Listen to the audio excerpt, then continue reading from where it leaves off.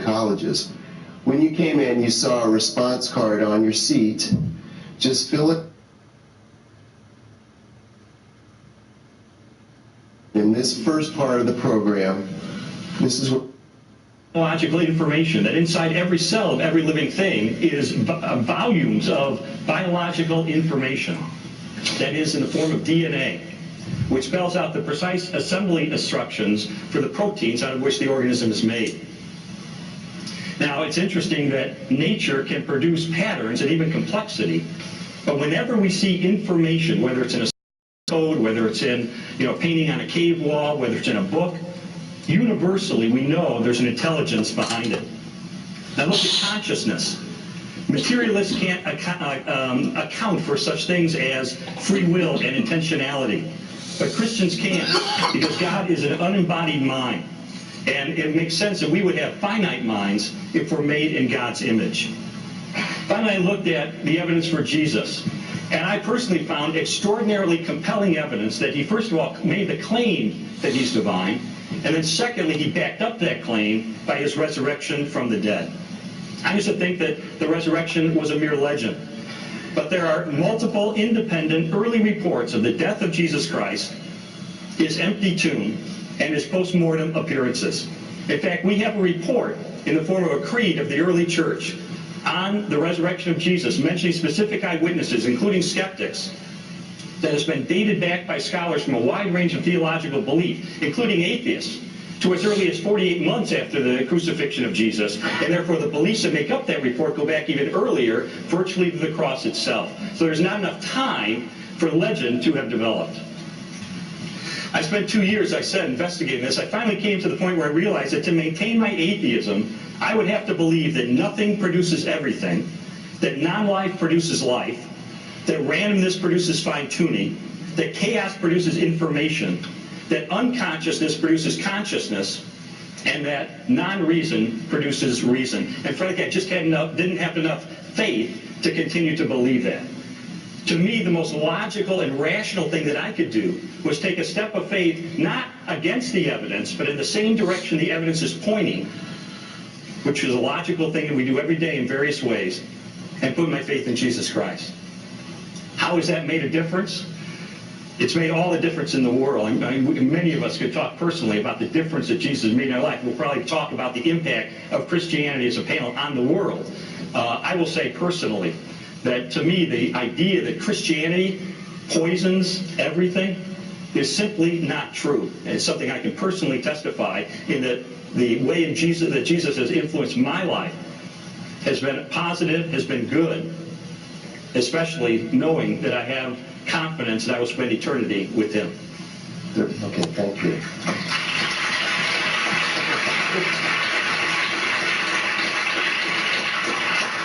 I'm going to do something that moderators often do, and that's going to ask you to hold your applause till the end, or otherwise we'll all be applauding the whole time because we've got a lot of brain power up here. So please. Anyway, all praise belongs to Allah.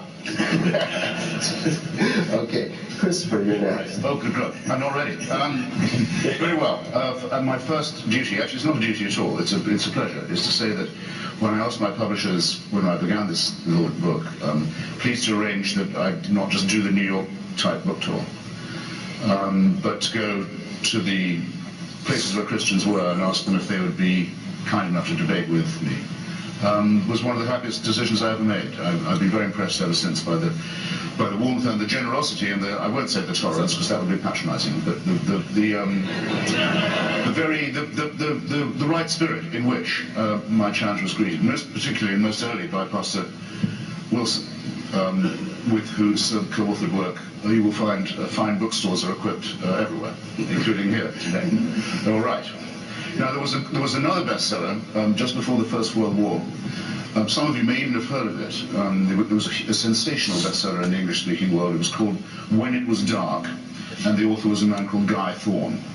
And the mise-en-scène of the novel is this, that archaeologists digging in the greater Jerusalem area come across a big round boulder, and they roll it away, and there's a tomb behind it in the hill. Shit. Listening to This right here says Christopher Hitchens versus 4 Christians. Does the God of Christianity exist? And this is a debate from 2009. So how is one atheist going up against 4 Christians? That ain't even fair. That ain't even a real debate. That's like, I don't even know. That's like bullying. You got 4 Christians debating 1 atheist. So I've never heard this before. I've listened to a lot of Christopher Hitchens. I never really read any of his books. I've read a couple of books by atheists, but not any of his. But I still find it odd that, you know, in a debate setting you have 3 against 1, no matter what you're debating. If you're debating healthcare or racism or military strategies or whatever you're debating, like, you don't have 4 against 1. That ain't fair.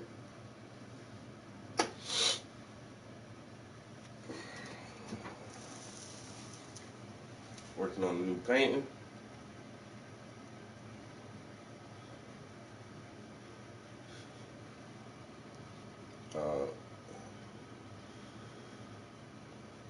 I gotta really print a picture out today because I need to start like a new painting today.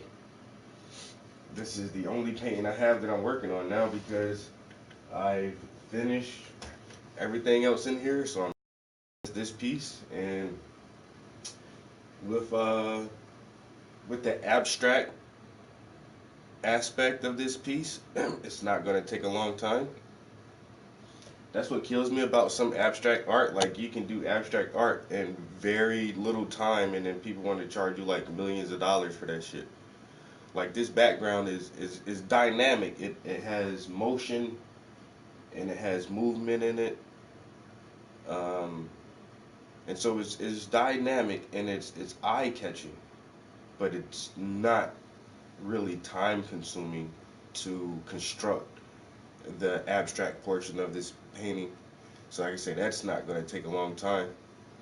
The portrait part is going to be the most time consuming, but I still would like to have at least 1 or 2 more paintings started before I complete this piece. I hate being at a standstill with my art. I always have like several pieces going at one time so I can jump from one right into the other, right into the other. I may have a model in the next couple of days. I'm talking to 2 different people and seeing if I can actually set up a photo shoot so I can get some more images in my camera. Like I said, I did a photo shoot with one of my friends. I've already painted her once before, but she is really, really pretty. She is just a real pretty young lady. So the last photo shoot I did with her, I got a couple of good photos. So instead of doing like one big picture of her, I might do like 3 little small canvases of from the same day, you know what I'm saying, from the same photo shoot, and just do like 3 different images on not small canvases, but medium to small size canvases, and just knock that out as a little series real quick. And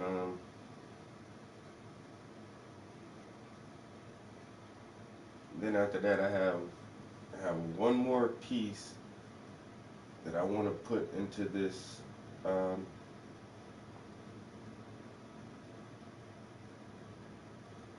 abstract series here.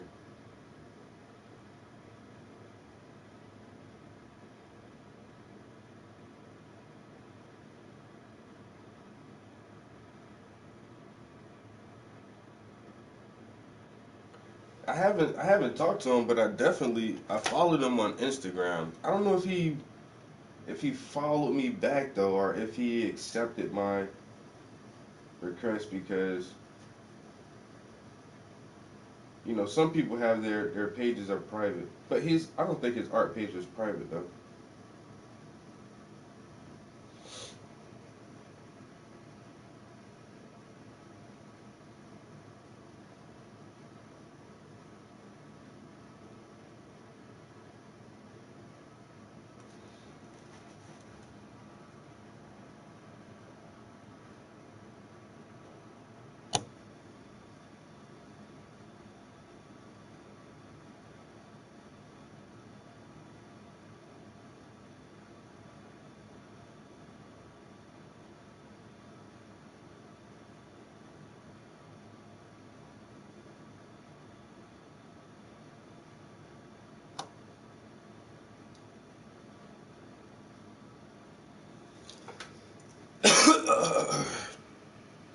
I don't even see his name right now. There's what's his Instagram tag again?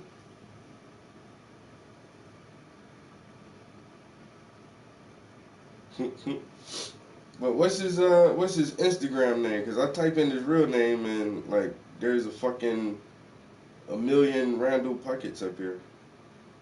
I remember his shit was yo, that's what's up, bro.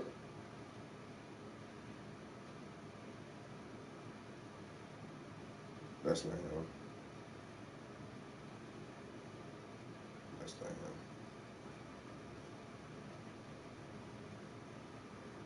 That's not him.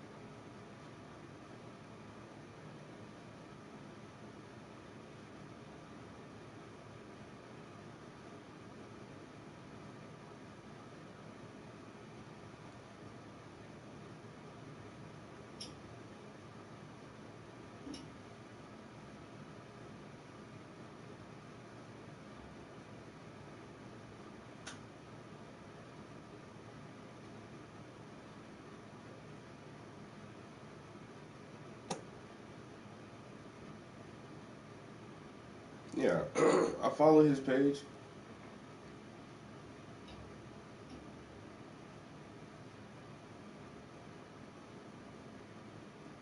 Like I said, I don't think he followed me back though.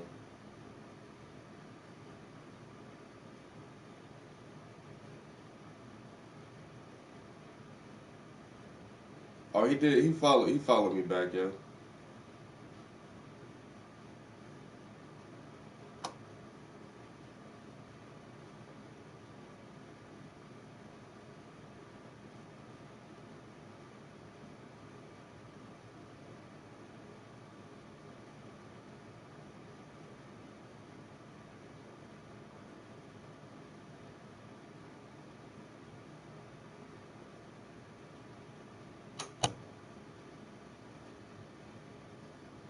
This shit is good, man.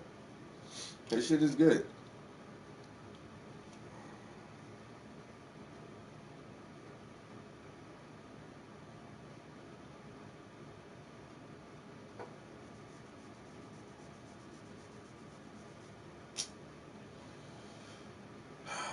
Now I'm stuck. That's why I don't like looking at this shit, man. I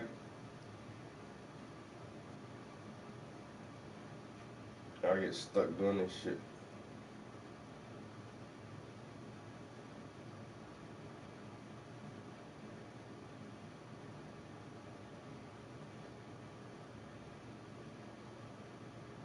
What the fuck?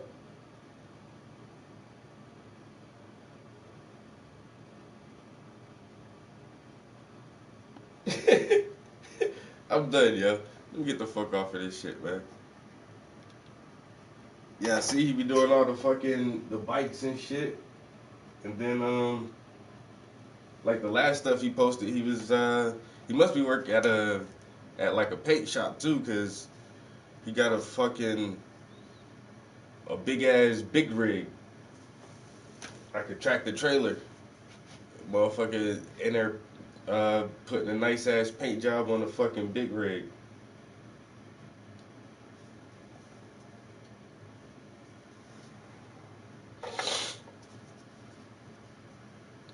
Yeah, I like his stuff, yo.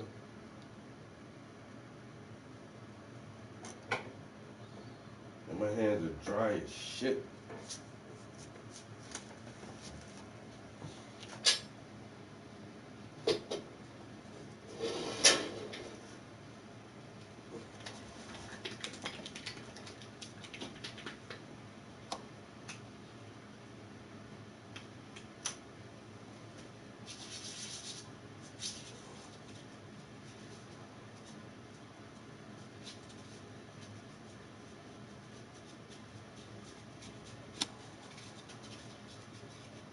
That's your favorite uncle?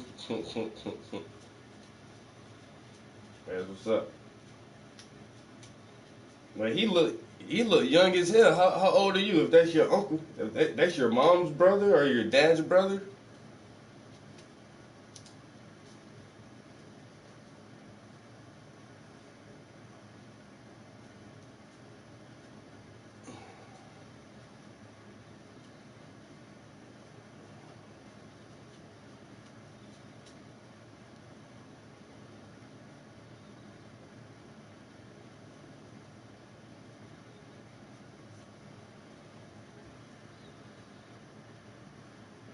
Yeah, my hands was feeling rough as shit just now.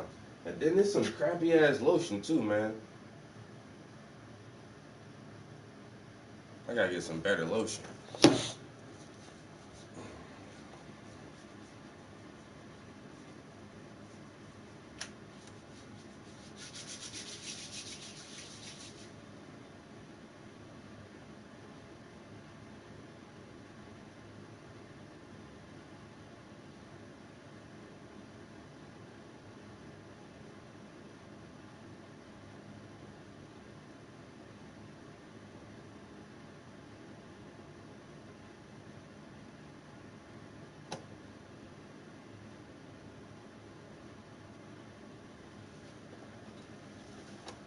Mm.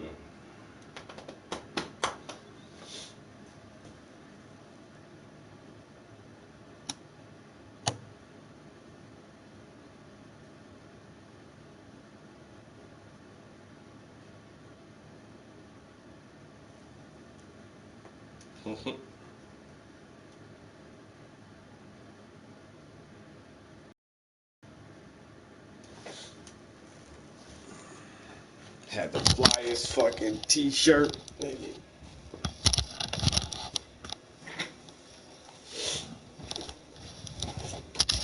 Yo, where'd you get that Tupac shirt from? Don't worry about that shit, bro. My uncle, you know what I'm saying?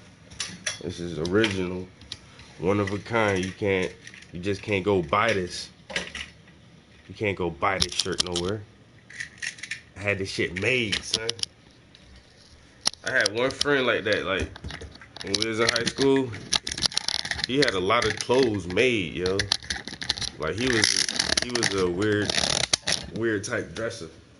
Cause he grew up in the church a lot, so he wouldn't mind wearing like suits and shit, just on some regular shit. But he'll get his shit like custom made, yo. His mom or somebody knew this lady who was a seamstress, and that was her little side hustle. She'll just make dresses and suits for people and stuff. But yo, he used to get some crazy ass shit made.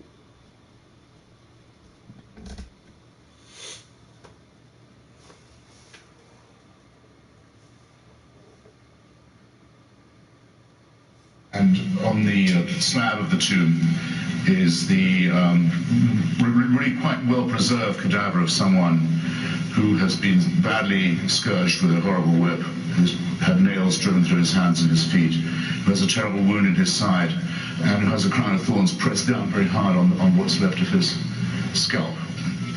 And this is an absolutely certain discovery.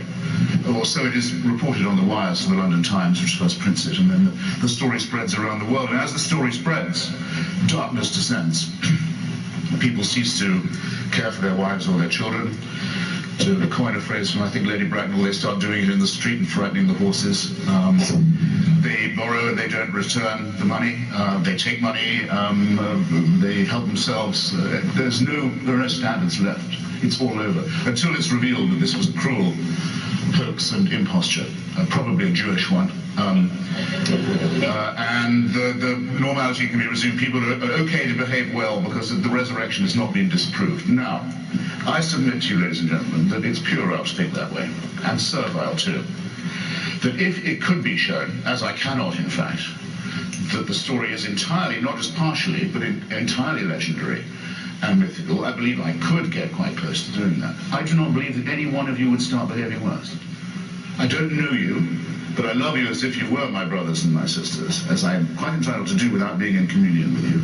And I have the feeling you can survive that news and still be decent to your friends and a great river of support and strength to your families, and still feel solidarity with other humans you hadn't even met, because you know that without that we couldn't have evolved and we couldn't survive as a species. And I submit that as a proper basis for ethical study, and in the belief that the proper study of mankind is man. I do think that Jesus was on the mythical verge of where history starts and prehistory ends. There will never be anything like conclusive proof, but I don't mind, because the more that the fabrication is uncovered, and many of the stories about him are known to have been untrue, the more one is impressed by people's wish that it be true at the time. And the more one feels that all this invention and all this fabrication wouldn't have been worth it if there'd never been any such person. Paradoxically, the more effort that goes into the myth, the more you think, well, maybe there was a King Arthur after all, that it isn't just legend. But that this person was the Son of God, and proves it by having a virgin for a mother and by being resurrected. These things are incoherent. Someone could have a virgin for a mother and not be the Son of God. Every prophet, every holy person ever born, right up to and including Kim Jong-il, has had miraculous scenes at the birth, usually involving the unlikelihood that the mother ever had a sexual intercourse. That's commonplace. Resurrections are repeatedly, Douglas sometimes describes them as resuscitations to distinguish them, because these people go on to die again. But nonetheless, other people dying is known to have happened in the Greater Jerusalem area at that time, where it's asserted to do so. It might not prove anything on its own. All right, now I've really got to be quick. Does it do any good? In the last week, the Pope has gone to Africa and said AIDS may be bad, but condoms might be worse. The Archbishop of Canterbury has said, a man who, I don't know whether he's a shepherd or not, but he does a very good impersonation of a sheep, has said that Muslims in Britain should have Sharia law and the church should help them to install it, and the Russian Orthodox Church in Moscow has become the official church of Vladimir Putin and his new dictatorship, and has started minting icons, actual icons with portraits of Stalin in them, to sell not just in Georgia as wonder-working and miraculous objects. And these are just only the three largest Christian denominations in the world, and I'm perfectly well aware that many of you in this room, those people aren't really Christians at all. Hands up who doesn't think the Pope is a Christian, or that the Greek Orthodox Pope is a Christian, or that the Archbishop of Canterbury is really a spiritual leader. You're not putting up your hands, but you know who you are. And the fact that there's no agreement on who is or what is a Christian, or what it is to be one, is not my problem, and it's not by any means the least of yours. I've just mentioned some of the others. Thanks for having me. Thank you. Don't even think about it. You can laugh, you can cry. I try both. No clapping. Bill Craig. Okay, I want to begin by thanking Stan for the privilege of taking part in today's panel discussion, and to say how pleased I am to be on this panel with these other distinguished colleagues. A case for biblical Christianity can only be outlined in 4 minutes, so let me give you some of the reasons for why I believe in Christian theism. First of all, I think that God is the best explanation for why anything exists rather than nothing. This is the deepest question of metaphysics. And it seems to me an argument for God along these lines. I think God is. You don't know, though. That's the thing. Nobody fucking knows. So I hate when people say, I think that this is the best reasonable, plausible explanation. That's what you think, motherfucker. So who cares what people used to think the fucking earth was flat? You know why people say God bless you when you sneeze? Because people thought your fucking soul left your body. People think all kind of shit. That don't mean it's fucking true. Dre, you know how I do it, bro. Hey, I be up. It was a debate hard this morning. It was like, go to the gym or go to the studio. Go to the gym or go to the studio. Well, I've been to the gym 2 days in a row. I was like, fuck it. It's 14 degrees outside too. I was like, you know what? About to take my ass in the motherfucking studio. Fuck that gym shit this morning. Yeah, motherfuckers like, oh, I think. That's the only thing about religion, man, it's whatever you think. And Muslims think they're right, and Buddhists think they're right, and Catholics think they're right, and Christians think they're right, and Mormons think they're right, and Jehovah's Witnesses think they're right. And it's all what you think, but nobody can prove shit. And so it's all, I've come to just say, I don't know. Religion doesn't know, science doesn't know, but at least science admits that it doesn't know. Religion says that, oh, we do know. We know absolutely sure for a fact, 100% how everything works and where everything came from, because we have this book that was written 2,000 years ago and it tells us exactly what we need to know about the world and the universe and our existence. And it's like, no, that shit is not correct and accurate. But at least science says, well, we know this much because we kind of figured out ways to measure and weigh out the physical world. But then there's some shit that we can't figure out yet.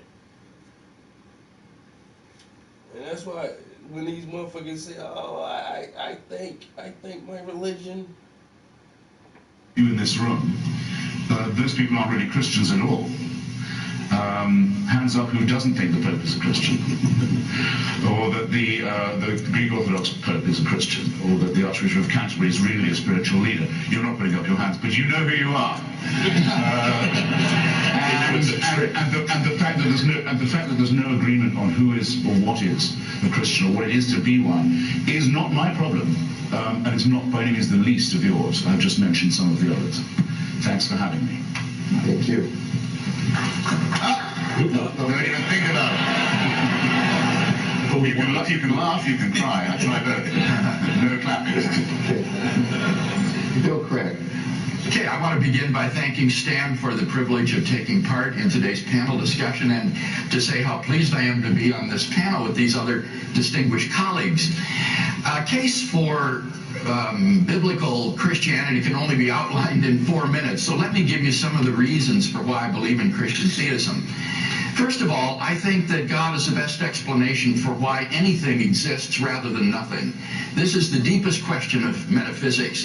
And it seems to me an argument for God along these lines is valid and cogent.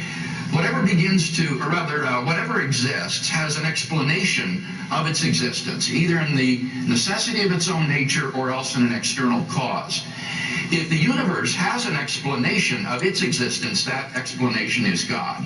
And the universe obviously exists. From that it follows that if the universe has an explanation of its existence, then God exists.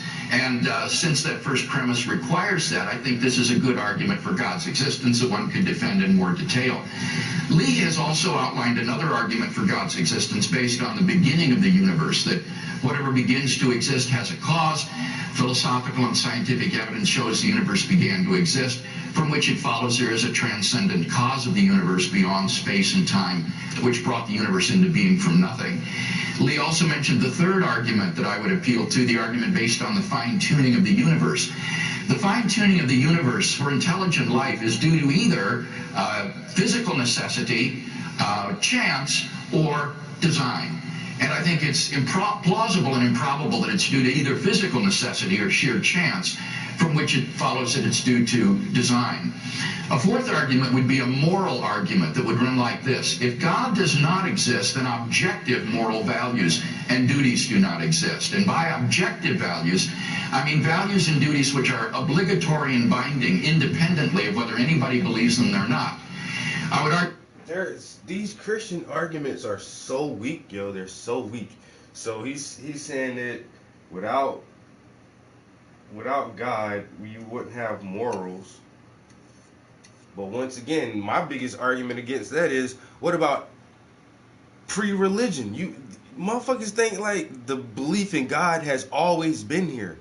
I mean, humankind, we've survived and we've prospered for thousands of fucking years before there was a religion. And we didn't murder and rape and kill each other off. Mother Nature was harsher towards us than we were towards ourselves, kind of ever.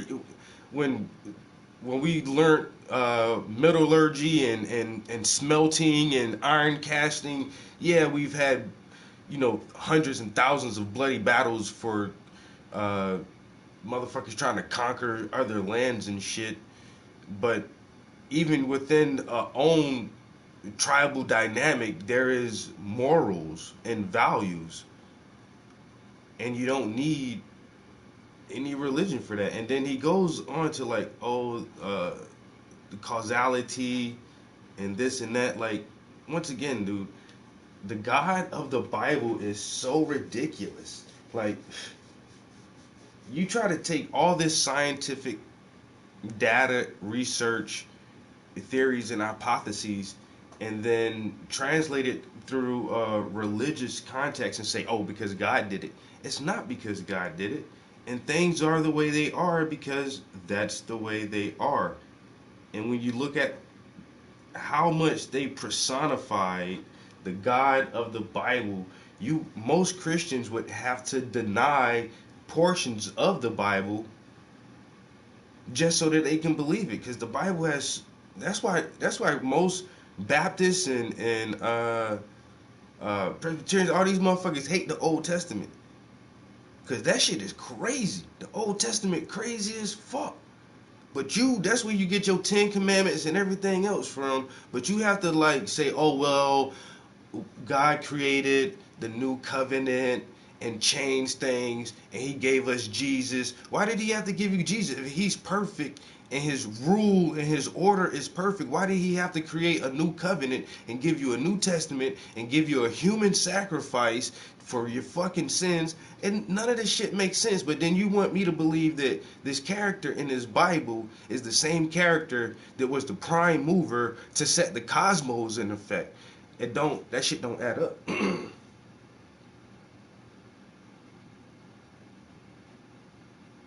God spoke to Adam,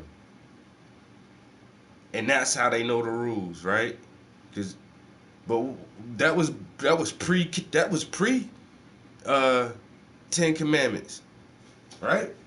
And then Adam is the first fool, right? Because he went against God because somebody told him to go against God, who somebody told her to go against God. And then when God spoke to Adam, he didn't even know where he was at. He had to call out, "Where are you? I was looking for you." And Adam said, "I hid from your sight because I am naked." Who told you you were naked? God don't even know shit. He asking all these fucking, well, God, they only word it like that, so, because God wanted to see what he would say from his free will. If you God, you already know what you're going to say. If you're a perfect being, why would you create imperfect beings? And then punish them for being imperfect?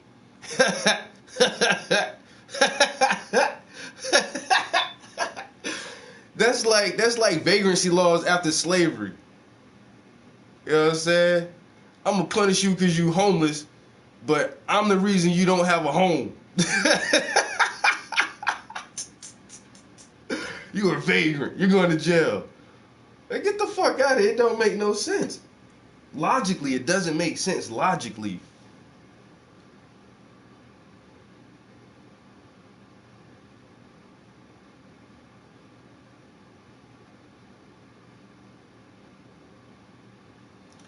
He already knows the outcome. Then what the fuck is the point in living? Then what is the point in you doing anything if he already knows the outcome? And the Bible doesn't show about things that are happening today. Never did. All the prophecies in the Bible are so loose-ended and open-faced and willy-nilly that you can interpret that shit any kind of way you want to. Any kind of way.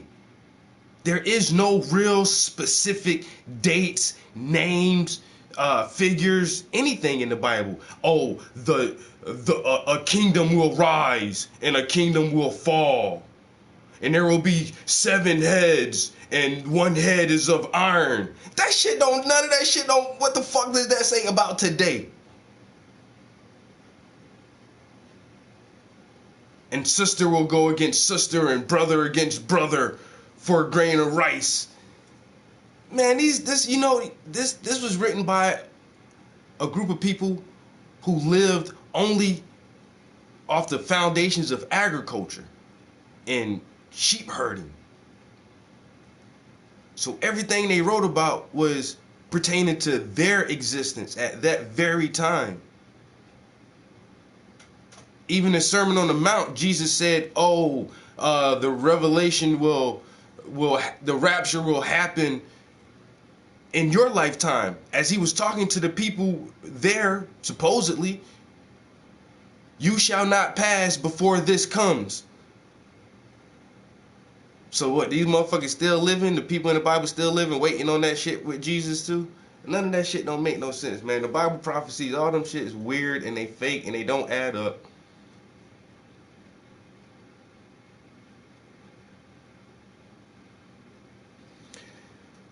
Okay, bro. And that's how you can interpret it that way. And anybody can interpret that shit any kind of way. Where's the specific names? There is none. And it was a dream that wasn't even interpreted by the person who had the dream. So if you working for somebody and he telling you, you get paid for interpreting my dreams, you gonna make that shit sound good every time. That shit don't make no fucking sense. So what?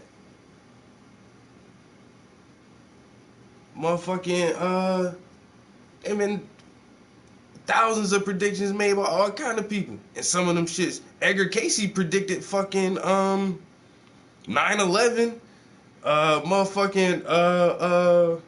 What's the other motherfucker? Predicted Hitler and all kind of shit. That shit wasn't in no Bible. It was just vague statements. And the bear will go against the lion and all kind of shit. Like, motherfucker using animals and all. It's parables. Exactly, because they couldn't explain that shit no other way, man. It's a fucking dream.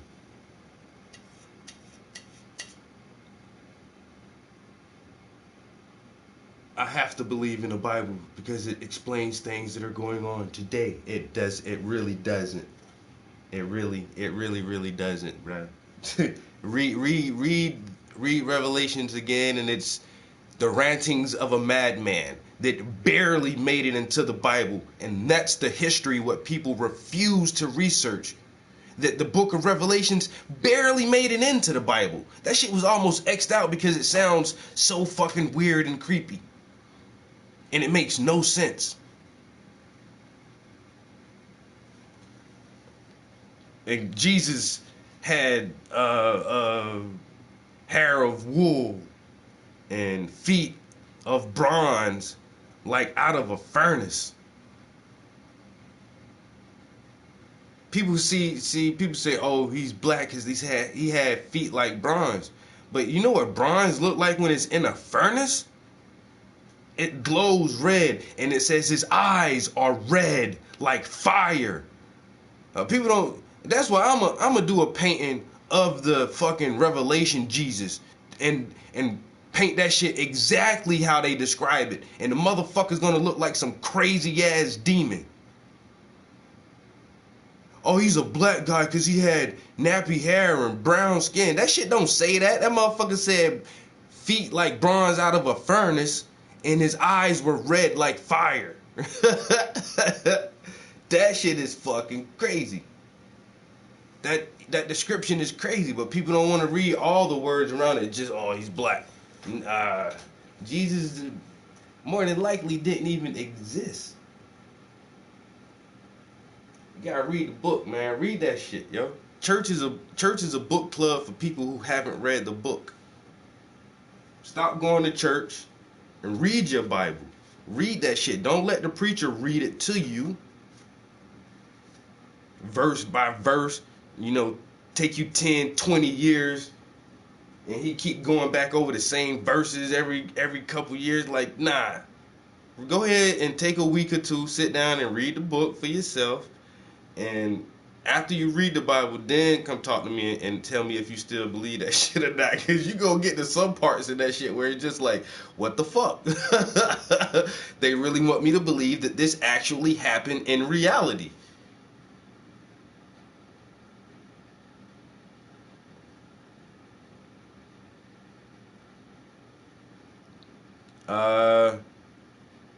The tribe of Edom. But see, you don't even want to look at that part because it said the Edomites were white people. So come on, do your research, bro. Don't come at me with this shit if you don't know what you're talking about, because I barely know what I'm talking about, but the shit I talk about, I know I'm factual with it. And like, I ain't scared to say I don't know. So apparently the Edomites were white people, or fair-skinned people. And then Jesus was born from a Jew mother, and Jewish people don't even believe that Christ was the Son of God. He was just a prophet. You know what I'm saying? They don't even believe that shit. Like, Jesus, the virgin birth, maybe, we don't know. He was a good prophet, though, but, you know, everything else, it's kind of iffy with that nigga. It's kind of iffy. We don't know.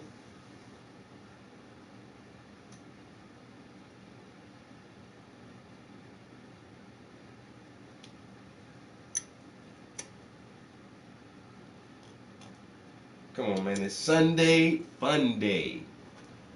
Art and education in this motherfucker. I ain't doing nothing but painting, talking some shit. Jew still looking. Tell them read the Da Vinci Code or Holy Blood, Holy Grail. They'll find it. Secondly, that objective moral values and duties do exist, that in moral experience we apprehend a realm of objective moral values and duties from which it follows necessarily and logically that therefore God exists. The ontological argument, I think, is also a sound argument for God. It shows that if the existence of God is even possible, then it follows that God exists. And the idea here is that God, by definition, is a maximally great being. There can be nothing greater than God. And a maximally great being would be a being which is omniscient, omnipotent, and morally perfect in every possible world. Well, now, if it's possible... how can the finite mind of a human understand the infinite mind of God? And that's another fucking thing right there. When people try to tell you what God is an omnipotent, omniscient, he's not constrained by time or space. Like, how the fuck do you know?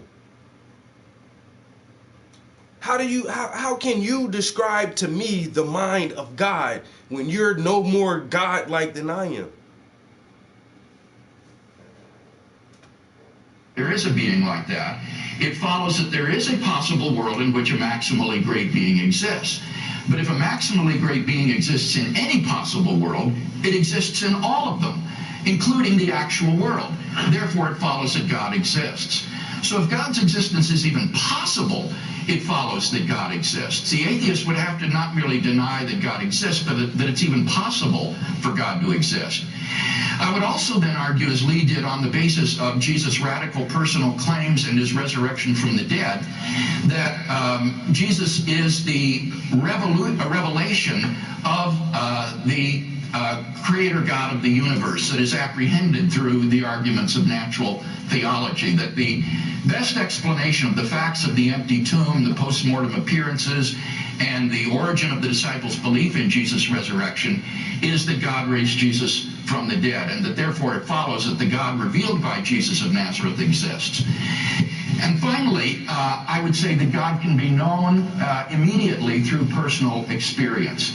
Philosophers call beliefs of this kind properly basic beliefs. They're not based upon deeper inferences, rather they're foundational to a person's system of beliefs. These aren't arbitrary, rather they're grounded in experience, and that's what makes them properly basic. And I think for the person who knows God, who has a personal relationship with God, the belief that God exists is a properly basic belief grounded in his experience of God, and that therefore it is both rational and justified to believe that God exists in a properly basic way. So those would be 7 arguments that one could use in defense of a Christian world and life view, all of which I think are sound and therefore cogent and provide justification for believing in what C.S. Lewis called mere Christianity. Thank you. Jim? Thank you, Stan, so much. When you walked in today, you thought, well, this would be the highlight of the day. It sounds a bit like a joke. Did you hear the one about 4 apologists and an atheist that gathered at a Christian Book Expo? I am delighted to be part of this conversation and honored for what's going to come ahead. I've prepared my remarks for today as I was staring at a painting of the island of Bougainville in the South Pacific. My father was stationed on this island in World War II. 300 men were placed there. 17 survived. One of the 17 was a painter. He made 17 renditions of Bougainville and gave one to each of the survivors. I have my father's hanging in our study at home. I stare at it each day and I think about my dad's faith. Dad was a Methodist Sunday school teacher until he fought in the Second World War. He never went to church again after that. He struggled and questioned the very existence of a God who is all perfect and all powerful and all loving in a world like this. Dad had his first heart attack when I was 2 and died of a heart attack when I was a senior in college and never came to terms with the faith issues of his life. And I grew up with all those questions. I grew up with all those issues inside of me that led me eventually to a doctorate in apologetics and to teaching apologetic materials on 4 different seminary faculties and to our conversation today. I'm honored to talk with you about my father's issues. They're my issues. I think they are your issues as well. We are here today to talk about 2 questions. The first has to do with the reality of the God of Christianity, and the second with the relevance of such a God. As regards the reality of the God of Christianity, my central assertion today is going to be this. Faith in God is a relationship. All relationships require a commitment which transcends the evidence and becomes self-validating. That is the case in a marriage. When a person examines evidence but then steps beyond the evidence into... And that's a contradiction in itself, bro, because the Bible says that God is not the author of confusion, but now you're saying the Bible says that we're not supposed to understand, we're not supposed to know everything or question God. That's why faith is spoke of so much in the Bible. And then on top of that, it says if one has the faith the size of a mustard seed, you would be able to move mountains. But you can tell any fucking military vet who's lost a fucking limb in any war, pray and have faith the size of a mustard seed that your leg grows back or that your arm grows back, and pray and really believe in God that he will grow your limb back. And how many times has that ever happened? So your faith don't mean shit. Faith don't get you nowhere. Belief gets you nowhere. You can believe whatever the fuck you want to believe, and you can have faith in whatever and see no fucking positive outcome from that shit. Because some people who have cancer pray to God and their cancer goes away, and some people who have cancer, 7-year-old kids with leukemia, pray to that same fucking God just as fervently, and they fucking die. So, because sometimes God answers prayers and sometimes God denies prayers, and you're not supposed to understand everything about God, but God isn't the author of confusion. Once again, bro, the shit don't make no sense. It don't make sense. Have faith. What the fuck faith got to do with anything? The faith of a mustard seed would make you a fucking superhero. But we don't see superheroes out here moving goddamn mountains and regrowing limbs.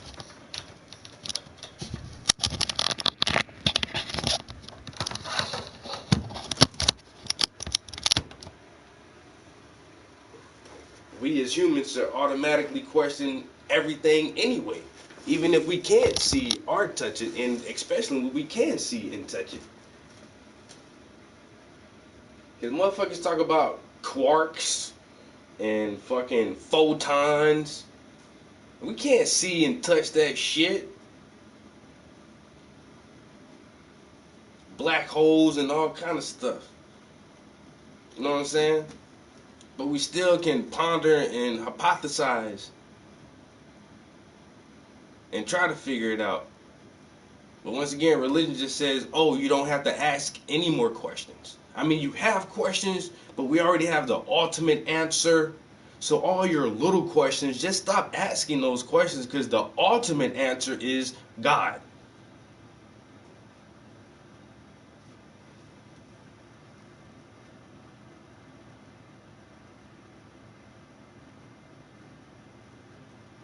And that's you, bro. You have to change your own reality. You create your own reality to a certain extent. So if you're not happy with your life, it's because you're not happy. And then it's fucked up that people think it's better when you're dead. Then why don't you just off yourself? Oh, because suicide is a sin. Why don't you just fucking off yourself and get this shit over with, man? Just, you know what I'm saying, cut here or cut here. You got an artery, you can cut here. Well, you'll bleed out real quick, man. Or you want to do it the slow way, pop a bunch of pills, just go to sleep, don't wake up. You'll be in heaven. If this shit's so fucking bad, this shit's so goddamn terrible, get over with, man. Get it over with. Shit. Stop fucking hesitating. But nobody want to do that, because life is beautiful. We love this shit. What up? Follow the white rabbit down that rabbit hole.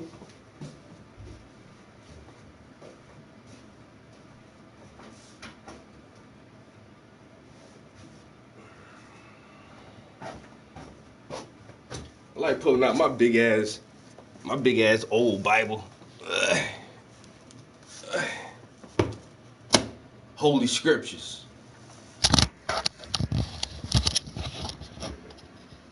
This is the holy book. You know what I'm saying? From our Father, our Heavenly Father.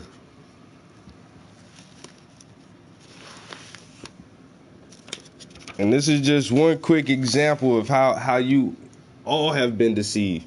Because this book is from the 1800s, bruh. How old your Bible is? This book from the 1800s, right? Back in the day, they'll give you the names in order, books of the Old and New Testament, and what? end of the Apocrypha, books of the Old Testament, books called Apocrypha, books of the New Testament. Wow, there's a whole nother section in this Bible. I wonder why they stopped printing that shit in so many places. I wonder why nobody talks about the Apocrypha. Most of the shit you read ain't even complete, homie. Even if you read the Bible, for one, if you read your Bible, and then for two, you don't even have a complete version of the Bible. You just have a different version.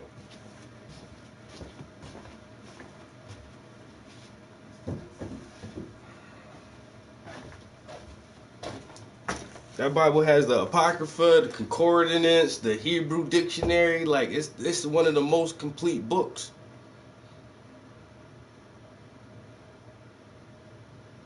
But you gonna tell me, like, oh, I know what my Bible says? You don't. Trust me, you don't know what it says. You haven't read it. That's the big book. I'm telling you. I normally would have been at the gym, but instead of going to the gym, I decided to come into the studio instead. I went to the gym 2 days in a row. I think I need to heal up a little bit because I was going hard the other day, yo. And that shit pumped. What? I did a gym video too. Doing shoulder press with 50-pound dumbbells. Now my shit is like, fuck. So I did chest one day, shoulders, and I was gonna arms, biceps, forearms, triceps. But I was like, you know what? Not today.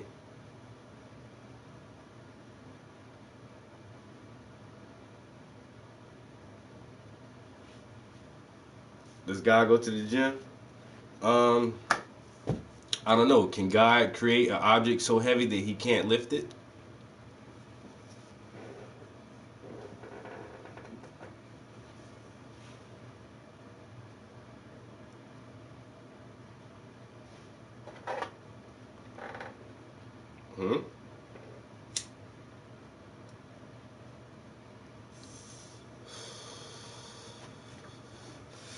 I don't know.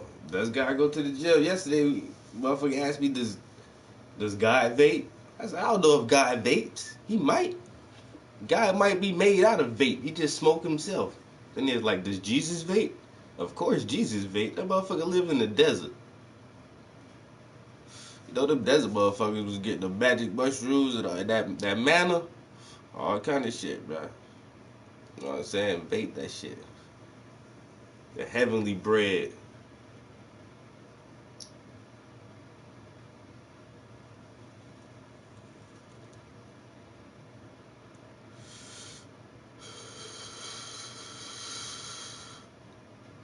Y'all want to see some cool shit?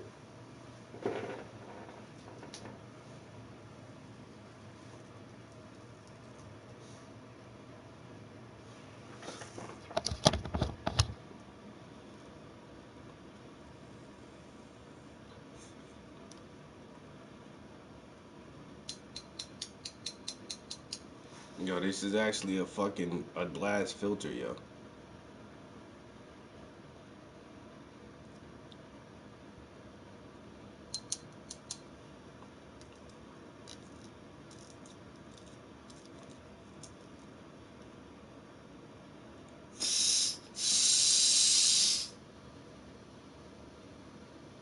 Now, never have to buy paper filters again.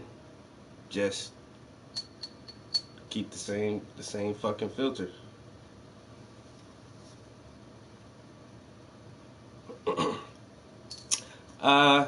I didn't go. Yeah, the more I be trying to be social with people, man, I can't do holiday festive shit though. That shit is just like, I'm so past all that fucking come to our Halloween party. Come to our Christmas party. I'm like, yeah, I'll come. And I think about it like, I'm not going over there, motherfuckers, with Christmas trees and trying to give me gifts and shit. Like,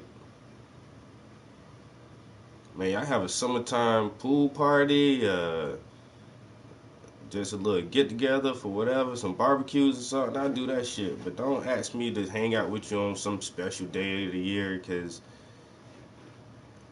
I don't know, man. I can't fuck with the holiday shit no more, yo. Exactly.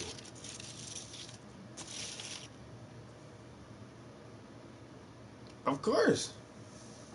Of course. Heaven is a big ass party. He kicked motherfuckers out too now. So if you get in there acting all crazy and shit, God gonna kick you out the fucking party.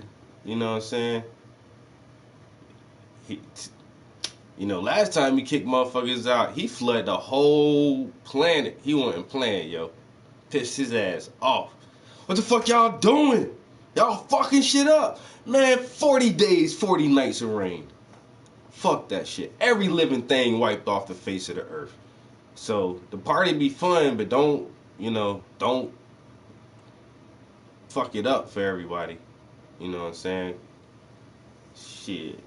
That shit. I can't wait to go to a God party.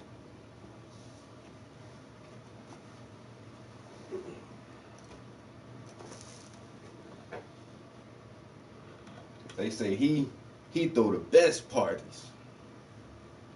You feel me? They say he throw the best parties. Self-validating experience. That's the case in choosing a school or a job or a friendship or any relationship. We examine the evidence, and we'll do a great deal of that today. You've already heard today about cosmological, teleological, moral, ontological arguments for God's existence. We'll talk together today, I would imagine, as regards evidence for the authority and trustworthiness of Scripture and the divinity of Christ. But I'm going to say at the end of the day that faith in God is ultimately a relational decision, a relationship that must, at the end of the day, be experienced. In that regard, I rather envy Mr. Hitchens his task today. I would think that it must in some ways be easier to question the existence of an experience one has not had than it would be to argue for such an experience with a person who is unwilling to do what is necessary to have that experience. At the end of the day, I'm going to be arguing for relationship as the category of faith. As regards the relevance of that relationship, I would make these assertions. First, I would remind us that we're not dealing with religion, per se. Mr. Hitchens has said that religion poisons everything. I would suggest religion has no ontological status. It has no independent reality. There are religions. There is no such thing really as religion. Just as there are leaves, but no such thing really as leaves. To put all religions under one category and castigate religion because of the activities of some religious people seems to me something like condemning medicine because of the practices of some doctors. Again, we're going to talk, I think, about religion in the abstract, but I'm hoping we'll think about relationship. I'm going to assert today that we cannot make...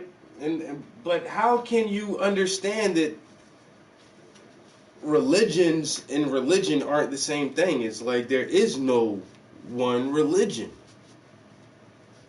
And why? Because people have so many different concepts of God.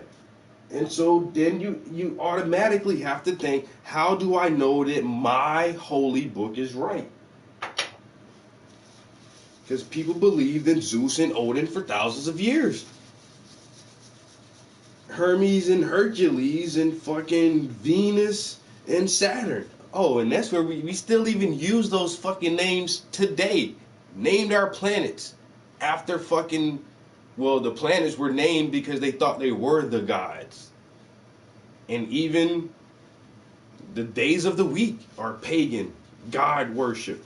Because we know for a fact that we have not always had this Christian God.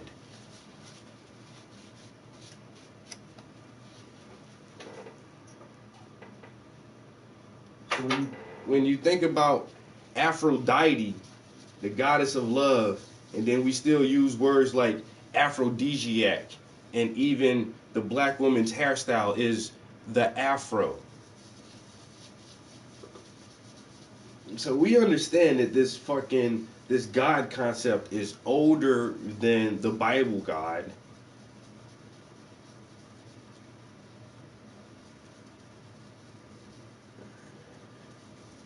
There are other deities that have had a very, very similar Christ story.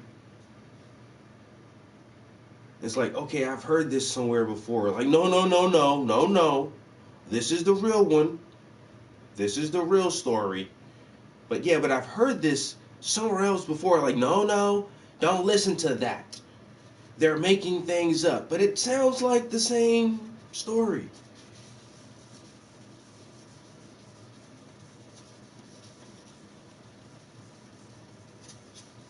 All right. Got that clean. I'm going to have to let some of those colors dry now. I'm going to add some more motion streaks in here, but I think I'm going to do some really thin white lines. In my head, it looks cool. That's the whole thing, man. Death is everybody's time to get kicked out of the party. And that's why people don't want to die. That's why death seems so bad, because it's like, you know, the party is still going on, but you just got asked to leave.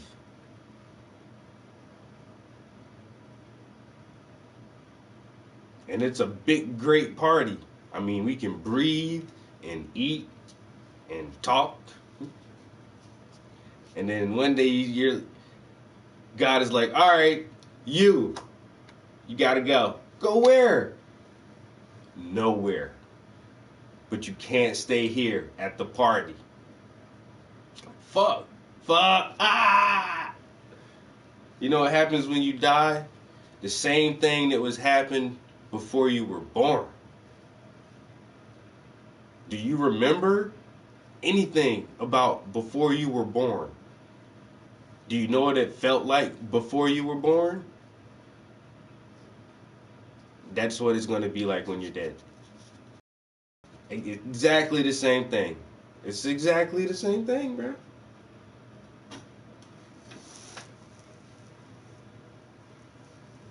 Nope. No, some regular socks.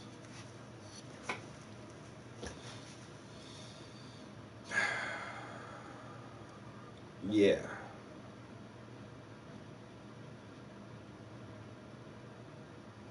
But how do you know that? Before you were born, were you in eternal peace? Could you have described that?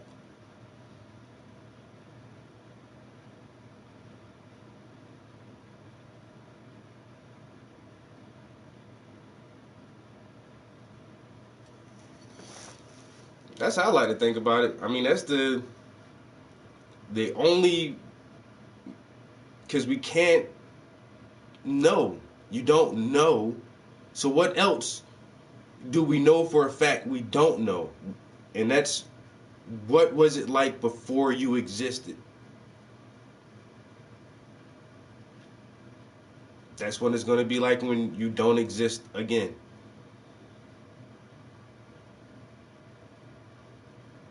And before you were a baby, it wasn't heavenly or peaceful or hurtful or harmful. It was just, you didn't exist. The one other thing about death too is that now that you do exist and you know what existence feels like, we all know to give that up most of the time is painful. And it hurts in some type of way really bad. And we don't want that. But as soon as the pain is over, it's just like, boop, you're done. So, it's not a bad thing. That's why you just need to...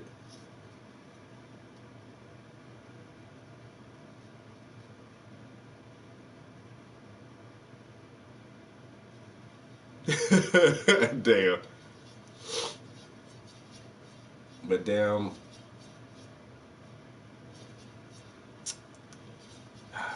They say it's just that simple, man.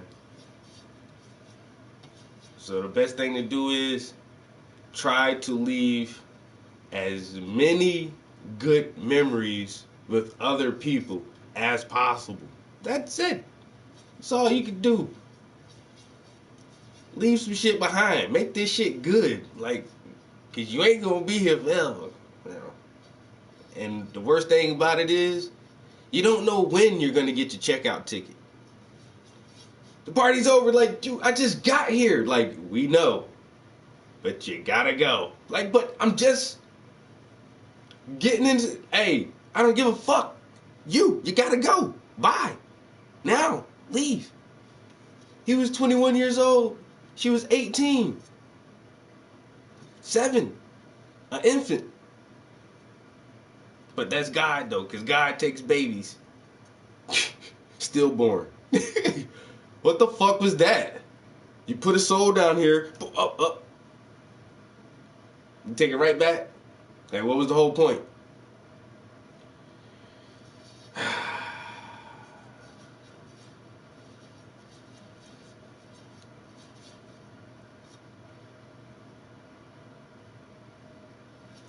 Man, Juice WRLD, Mac Miller, XX Tentacion, like young niggas. Shit's crazy. You don't know when the party they party was going great. Motherfuckers having a great party. Yo, you got to go. Dude, I'm just getting, like, I don't give a fuck. You're out of here now. But see, at least we know about those guys. You know why? Because they left behind some good memories. A lot of them. They left behind a lot of good memories for a lot of people. That's all you can do.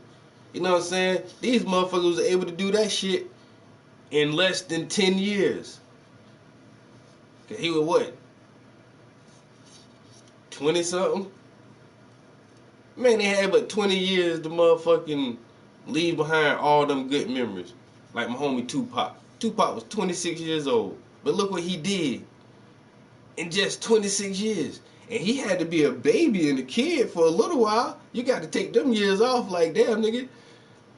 But, you know, in a very, very short amount of time, he was able to leave behind a lot of good memories for a lot of people. Then he got asked to lead the party. Yo, you got to go now.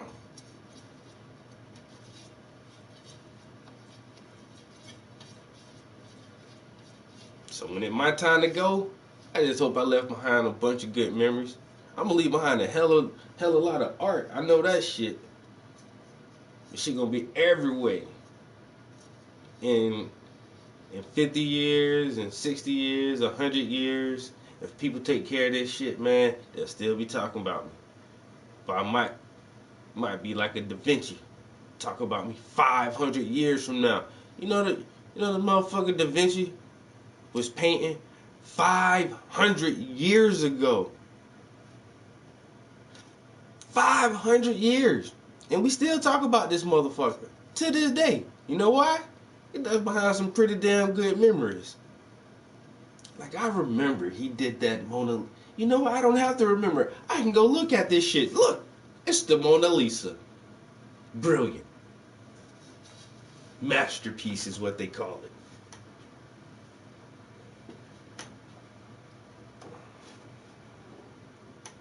The moral relevance of any religion necessarily by the lifestyle of each of its adherents. There's a causality question. How do we know the degree to which the religion caused the behavior? How do we know the degree to which the behavior is consistent with the moral values of that religion? It's a cause and effect. And then ultimately, I'm going to suggest today that God redeems all that he allows. In that relationship, a personal interaction with the God of the universe has enormous relevance for all of us who live in a chaotic world. God joined us in that world. To paraphrase Irenaeus, God became one of us that we might become one with him. It's that relationship I'm looking forward to defending today with you. Thank you. Pastor Wilson? Yes. Thank you. It's an honor and pleasure to be invited here. I'm very grateful for this opportunity, so my thanks to the organizers of this event. Those of you who've seen the movie Collision or who see it tonight will see that Christopher and I are in danger of becoming friends if we don't watch it. We'll see what we can do. We'll see what we can do, that's right. And I would remind Christopher, showing up at events like this, the scripture says that bad companions corrupt good morals, so you need to be careful. And thanks to you all for coming to this event to watch Christopher Hitchens thrown into a den of lambs.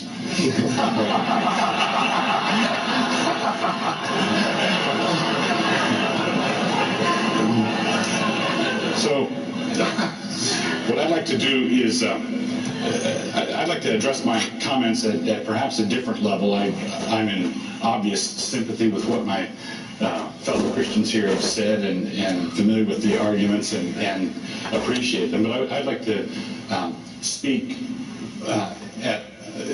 on a different tier. And that, when you look up here, you see us sitting behind the table and we're all speaking and you're listening to and watching what's coming out of our heads. But if there's another thing you can do, and I would urge you to do this and say, what are they all sitting on up there? What's supporting all of them? I hear what they're saying, and they say and different things, and they qualify or agree and nuance and so forth, but there are certain fundamental assumptions that all of us share. We're saying different things, but we're all sitting on a chair, we're all on this stage, and we share those things in common. And this is the level I would like to address here in my comments. What kind of universe does it take to support a debate like this? What would the universe have to be like? How would it have to get here in order for this to be a reasonable debate? Christopher thinks the universe is a certain way, and I want to maintain that the way that Christopher thinks the universe is would not generate a debate like this. It would not generate this kind of collision. To illustrate, if you were to take a bottle of Mountain Dew and a bottle of Dr. Pepper, do you want to be the Mountain Dew or the Dr. Pepper? Okay, well, if you took the two bottles of pop and shook them up and put them on the table and they were both fizzing over, it wouldn't occur to you to ask which one was winning the debate. They're not debating, they're just fizzing. They're not debating, it's just matter in motion. They're not debating, it's just a chemical reaction. Well, what does that mean if you're an atheist and you say that all that is, the cosmos, is just matter in motion? It's just stuff moving around. It's this infinite billiard ball table with the balls going in every direction. It's just this complex chemical reaction. Now, we are complex chemical reactions. I think according to Christopher, I think Christian thoughts because that's what these chemicals always do at this temperature and under these conditions. I don't think them because they're true or false. I think them because this is just the way it is. The problem is that that doesn't just apply to me. That applies to him also. So he's making this claim about the way the universe is, but he's not making the claim because it's true. He's making this claim because he's fizzing, just like I am. I fizz Christianly, he fizzes atheistically, but we're both fizzing. Neither of us are arguing or debating. In order for a true debate to occur, we have to be made in the image of God. In order for a true exchange of views, we have to have something here in us that goes beyond the matter in motion, that goes beyond our physical construction. Now, this relates to something else. I think this applies to morality. I think it applies to rationality. I think it applies to aesthetics, truth, goodness, and beauty. I think this reduction... See, this dude right here is making the most sense, but he's speaking more on a metaphysical type plane, and like these guys see that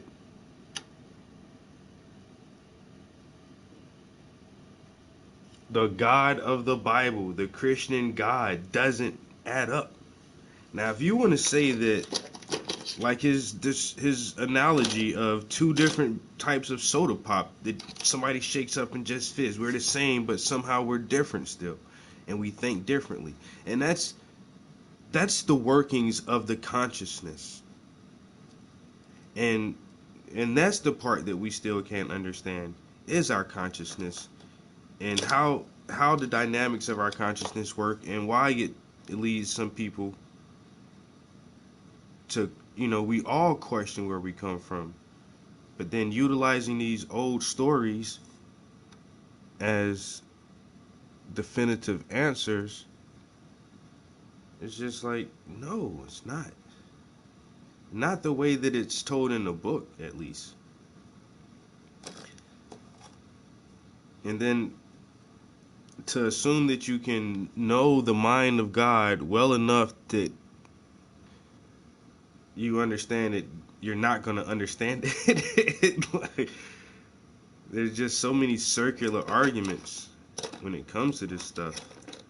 And they can't seem to get out of the trap of circular arguments. Where is...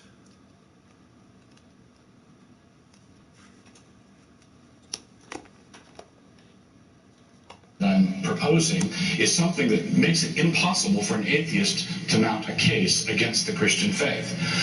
That doesn't mean that there is not room for questions. I'm a pastor and I've brought up kids and I've taught in Christian classrooms. I would want to distinguish between, however, a doubt and a question. Doubts are those sorts of things that can never be answered in principle. 30 seconds. A doubt cannot be answered. A question can be answered. Why does Paul say this and James say this? Why does one of the synoptic gospels say this and the other synoptic gospel say that? Those are reasonable questions. I want to maintain, however, that Christians don't need to answer anything coming from the atheist quarter, because those are simply doubts, universal doubts. They're not questions, because atheism can't support the kind of universe that is necessary to generate a question. In order to generate a question, you have to know where you are to begin with. God had to put us here. Thank you very much, gentlemen.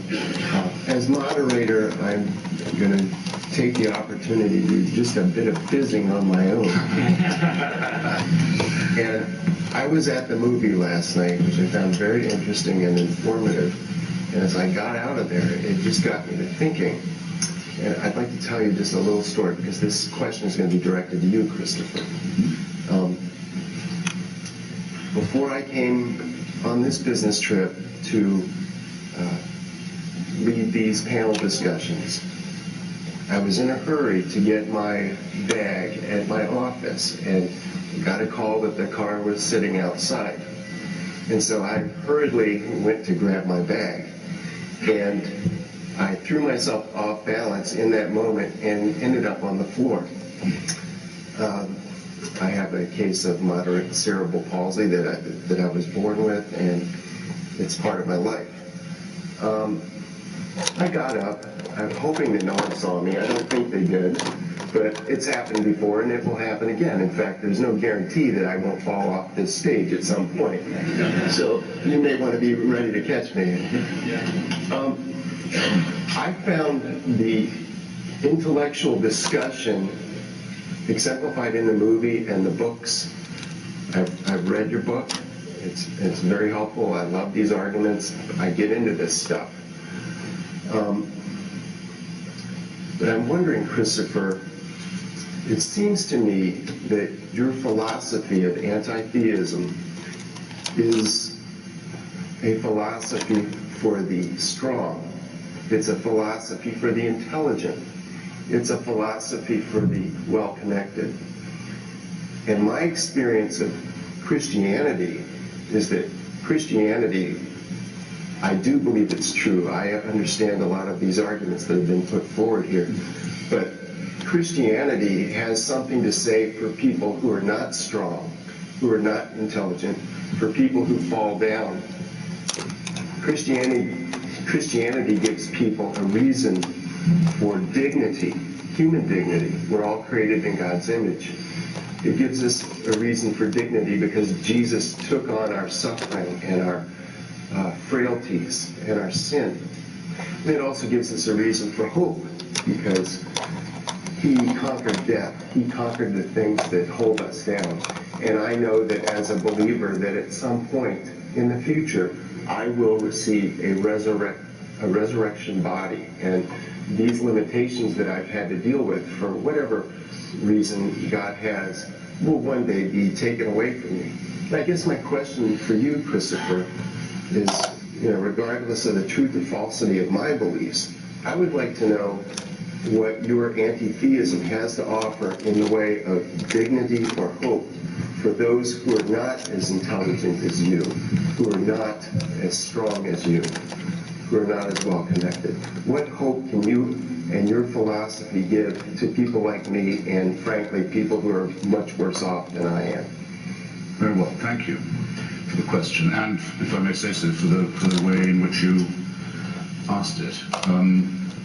But just before I go to it, I can't resist Doug's lamb challenge, which is what it is. The lamb challenge is, in a way, one way one could describe your own challenge to me. You remember the movie Quo Vadis?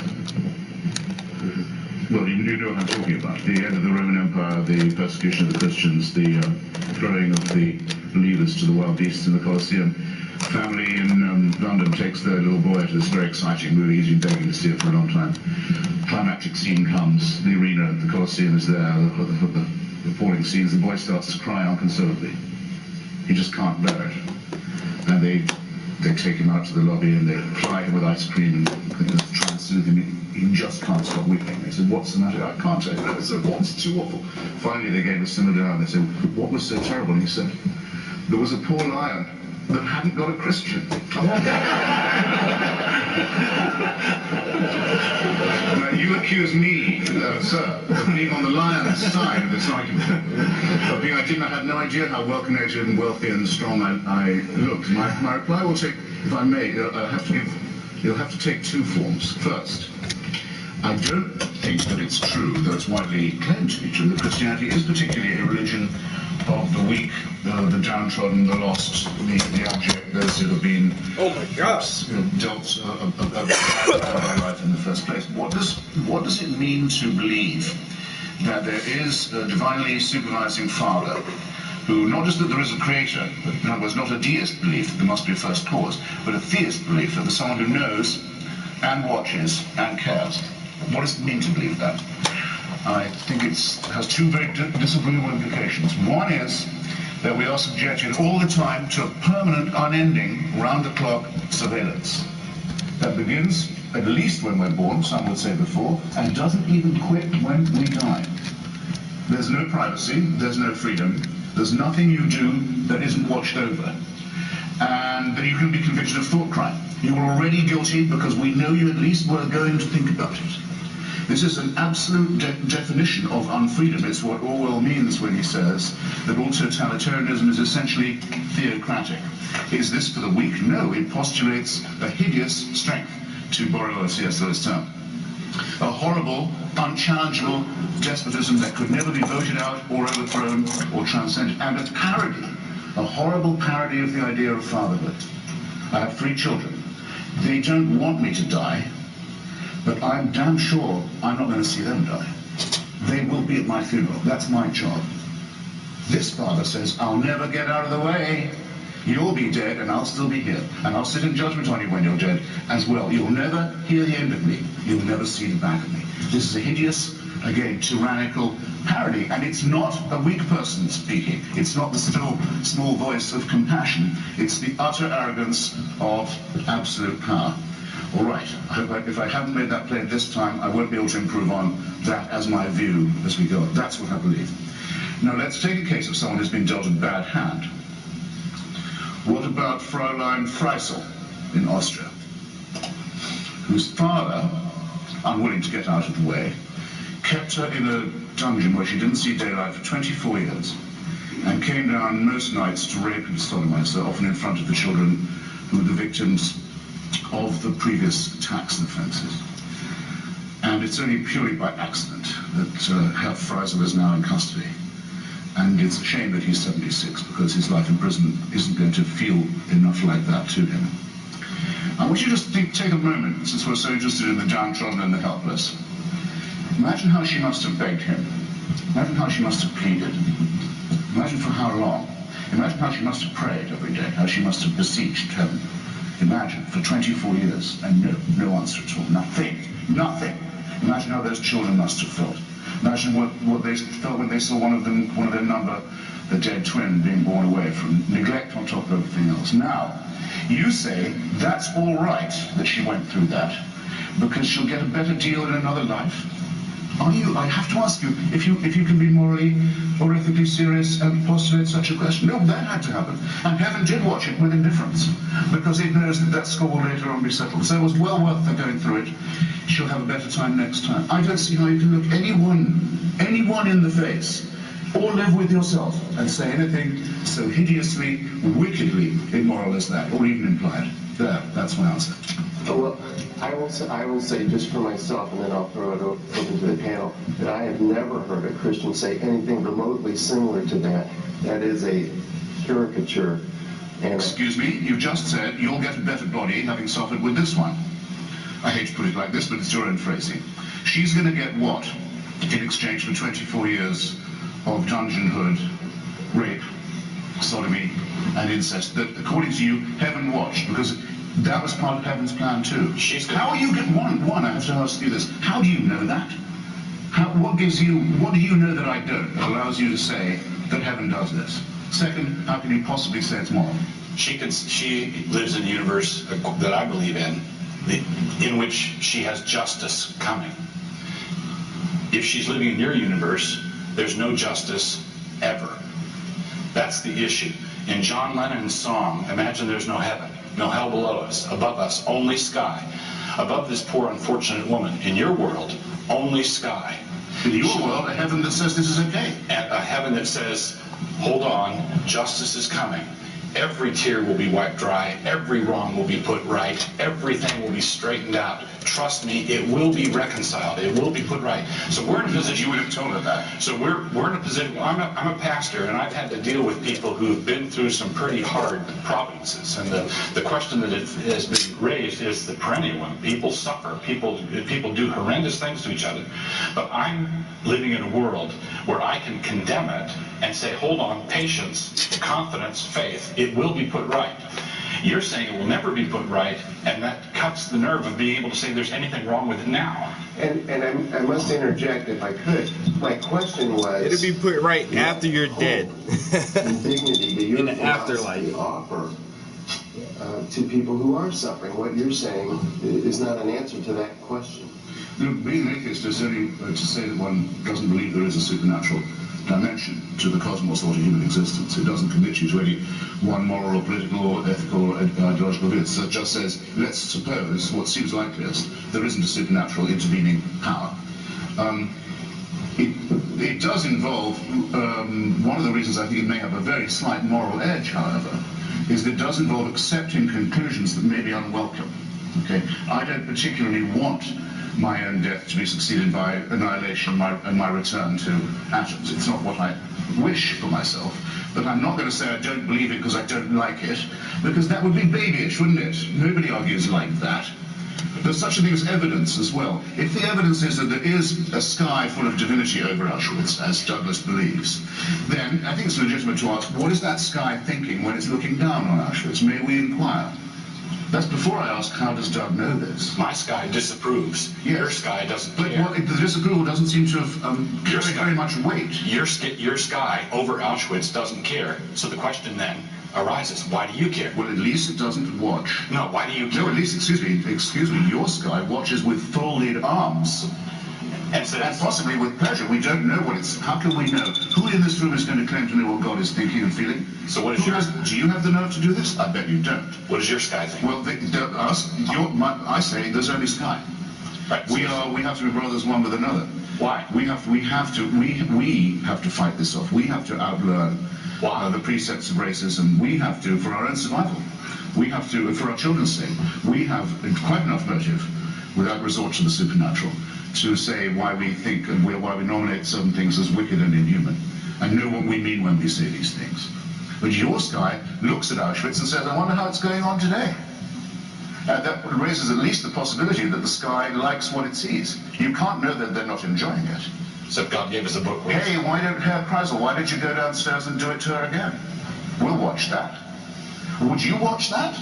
I'm asking you. Well, why are you saying it's ethical to postulate that somebody does? I think you're making a good point here, and Christopher, in the sense that Christians, I'll just speak for Christians in the limited experience I have with Christians who are suffering. When bad things do happen to them, a very natural response is to question, God, why are you allowing this to happen? Why is this happening? Why aren't you doing something? You can read the Psalms and see that over and over, where God's people wonder what God is doing. So that is a perfectly natural response. However, I don't believe that is It shouldn't be natural for adults. They shouldn't say, why is heaven doing this to me? Why do they think heaven even knows they're there? Jim? It's babyish to think like that. This was my father's issue as well. If there is a God, why would he allow 300 men to be abandoned on an island and only 17 survive? It's been an issue and a struggle for me as a pastor for 25 years as well. I want God to intervene when people misuse their freedom to do horrendous things. I absolutely want God to do that. If I were God, I would intervene if I saw someone misusing their freedom to do absolutely horrendous things. So then we ask, all right, now where do we draw the line? Let's say that we draw the line that God must intervene if someone is about to misuse their freedom to commit murder. I don't want anyone to be able to murder my sons. Well, neither do I want anyone to harm my sons. So now we step the line back. Now I want God to intervene whenever anyone is going to misuse their freedom in a way that will hurt my sons physically. Well, I don't want anyone to hurt my sons morally or personally or emotionally, and so I'm going to draw the line there. I don't want anyone to hurt my sons at all, so now I'm going to draw the line there. At what point, once God starts intervening in free use of human will, does God stop intervening? The Bible tells us that God weeps, God grieves at the outrages that he sees happen among his children. I think I can answer your question, Christopher. How does God feel? God is a father. And as a father, God grieves as his children are hurting. He cries as they cry. He hurts as they hurt. If he intervenes by removing... Why does God always have to be a man? God is a father. That's something else I can't understand, yo. God is always a man instead of being a fucking... not even having a sex, you know what I'm saying? Like, why would you have to denote one or the other? If he creates everything, he should be everything. He should be masculine and feminine.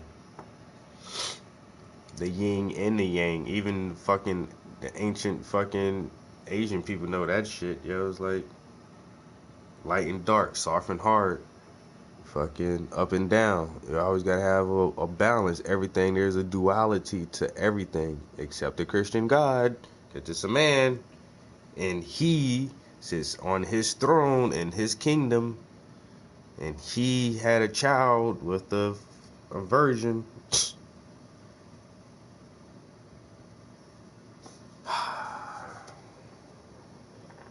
Freedom, where does he stop? That's the issue that has troubled me all across my pastoral experience, and that's my response to the issue today. And if he can intervene and determine, then in what sense are we free? We're the properties of an eternal Father. That's the terminus of unfreedom by definition. There will be no, when I'm asked if we have free will, I always have the same response. Of course we do, we have no choice. You say we've got free will because we've been given it by the boss. Come on, that's hopeless. Morally hopeless, intellectually incoherent. May I respond to that, please? By all Thank you means. very much. Thank you. The question of sovereignty and freedom is one that has troubled Christians, of course, across all the generations of Christian theology. As we understand it, Christopher, at least how Orthodox Christianity answers the question, God, because he is sovereign and absolute, wants a relationship with us. He knows that relationship of worship must depend upon our choosing worship, or else it's not worship, it's not love, it's not relationship. And so God chooses to give us that freedom and chooses to honor that freedom. It is God's sovereign choice to give me freedom and to honor the freedom that he has given me. That makes him no less sovereign, and at the same time allows me the freedom that he has chosen as my creator to give to me. It's the same thing parents do with their children. It's the same thing parents do with their children. When we give our children limited freedom, we give them autonomy so that they can make the right choices and they can grow into the adulthood we wish for them. But all the while, what they are choosing is within the context of our sovereignty. That's how sovereignty and freedom work together in such a way that God is sovereign, and yet we are free. So you know the mind of God?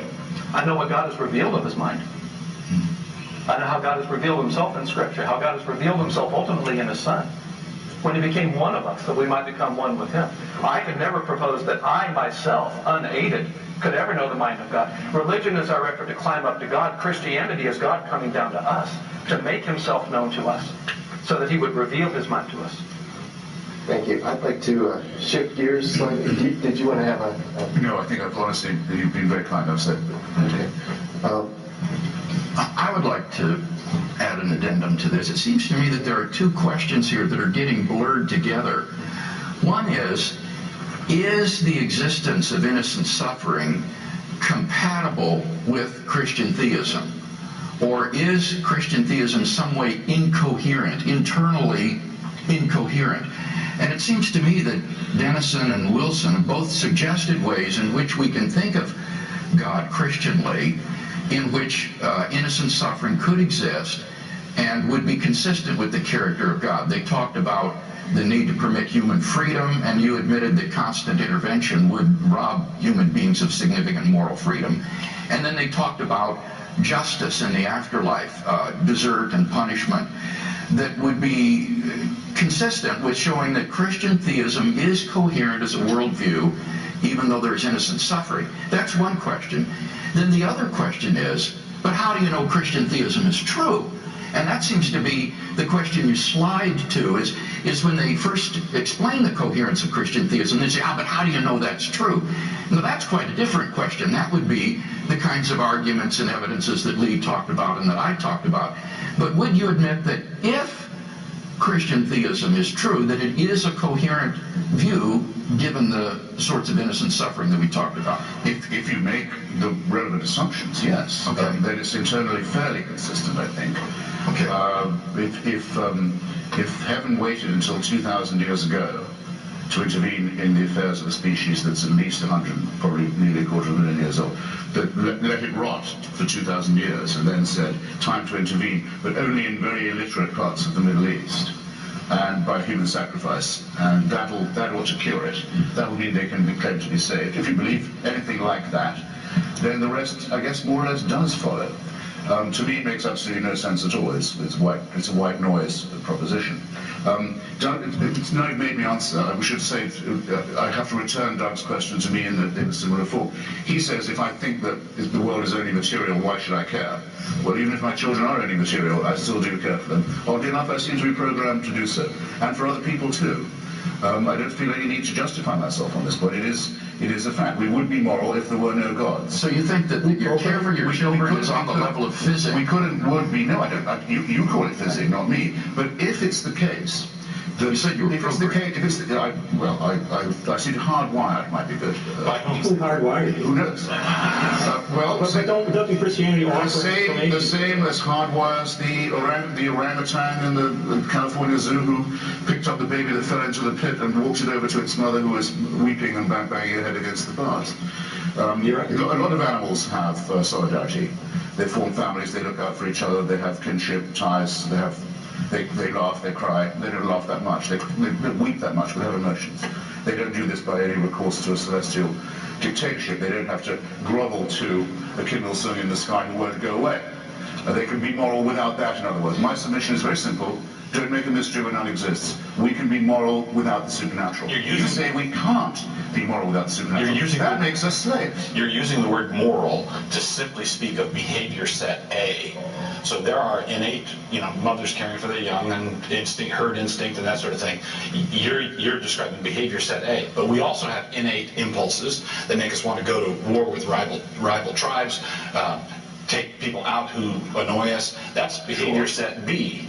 Now, also in the image of God, presumably. You've got to answer this question. Okay. Behavior set A and behavior set B. Morality is that which decides between those two behavior sets. Now, you can't say that's innate, because the innate nature of human beings is what gives us the problem. Innate human nature gives us altruistic behavior. Innate human behavior gives us genocidal behavior. It gives us both. Now, you can't appeal to some innate thing that will tell us that this one's moral and that one's not. But there's nothing in human behavior that would surprise you if you thought of humans as a primate species who were half a chromosome away from being chimpanzees.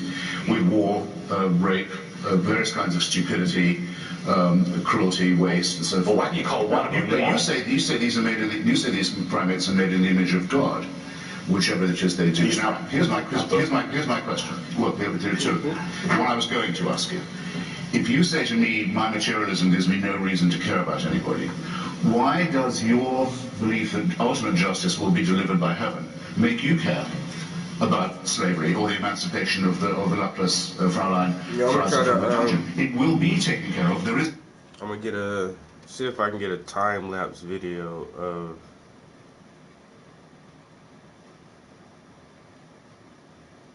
this piece right here, where I'm working on an eye at least. So I'm gonna have to change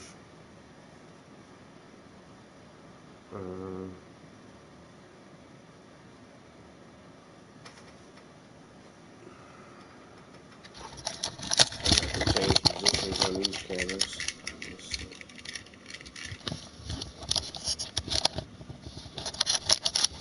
Alright, bear with me for a second.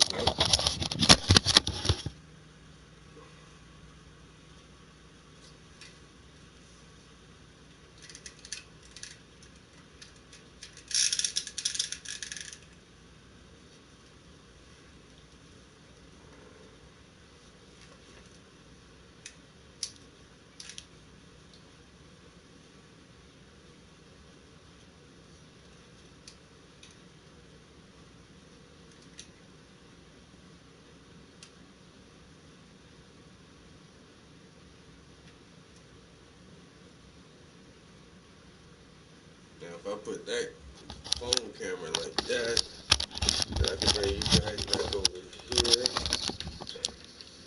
And then maybe, I don't know, if I set it on the phone, it'll be in front of the camera, the phone camera.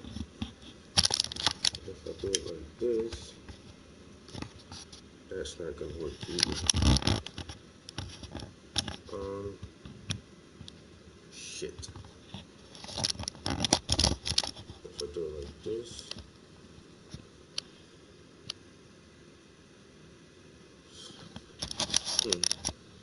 there has to be a way to have both cameras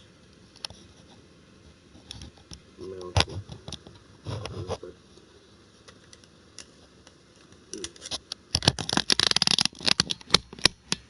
Will that work? Nope.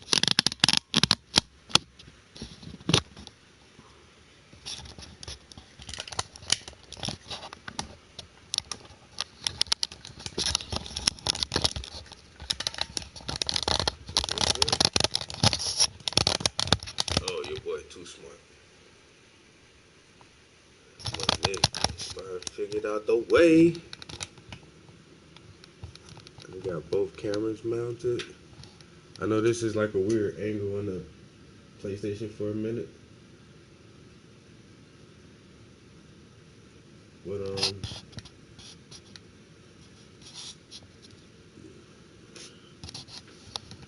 yeah, I want to do a time-lapse video on this. Alright,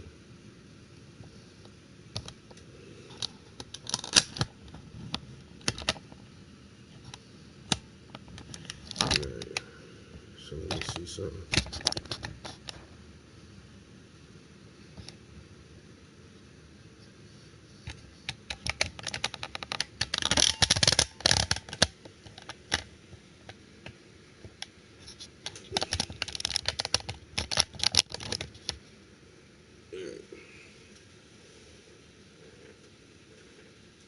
In the end next year that would be dried. Why would you care about the suffering of humanity in that case? It's just as immoral a proposition if you examine it. The way I've put it, ladies and gentlemen, I feel you've been very generous in letting me speak, so I want to wrap with this.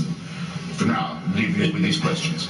Name me, if you can, a moral action I couldn't take, or a moral statement I couldn't make, because I don't believe in the supernatural. I don't believe in God. You have to be able to do that, it seems to me, to body forth the claim that ethics and morals are founded in religion. And then there's a corollary question. Can any of you think of a wicked action undertaken or a wicked thing said by someone because they were a person of faith. I think you've already thought of one. The female genital mutilation community, for example, is more or less exclusively religious. Actually, the whole genital mutilation community is religious. The suicide bombing community, almost entirely faith-based. You know where I'm going with this. But you can't, I dare you, no one yet from the Archbishop of Canterbury on down in any debate, or if there is any further down from the Archbishop of Canterbury, has ever been able to point out to me a moral action I'm forbidden, is stopped from making, or a statement I can't come up with because I don't believe. Yeah, you can, and there's a prize, by the way, attached. I've heard you assert this before, and it surprises me because I think it's trivially easy to name actions that on a Christian worldview view are morally obligatory, but on your view are not morally obligatory. Is that what you're asking for? No, it wasn't the question. Okay. I mean, a Christian is morally obliged to what? Tithe. That would be an example. Yeah, so I don't think it's moral to give money to a church.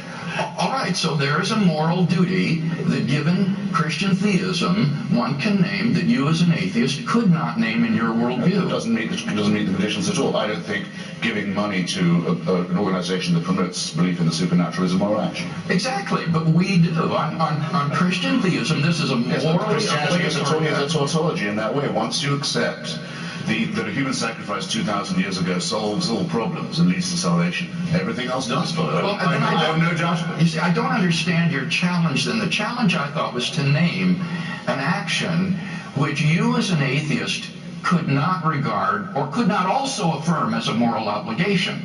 And as I say, it seems it's trivially easy to think of lots of actions, if Christian theism is true, that are morally obligatory that you as an atheist could not affirm, because on your worldview they wouldn't be moral obligations. Tithing, evangelism, worship. Yeah, let's avoid the tautology that lurks here. Someone wrote to me saying, here's something you couldn't do. You couldn't say, Father, forgive them for they know not what they do. Well, no, I couldn't, but you all know the reason I can't do that.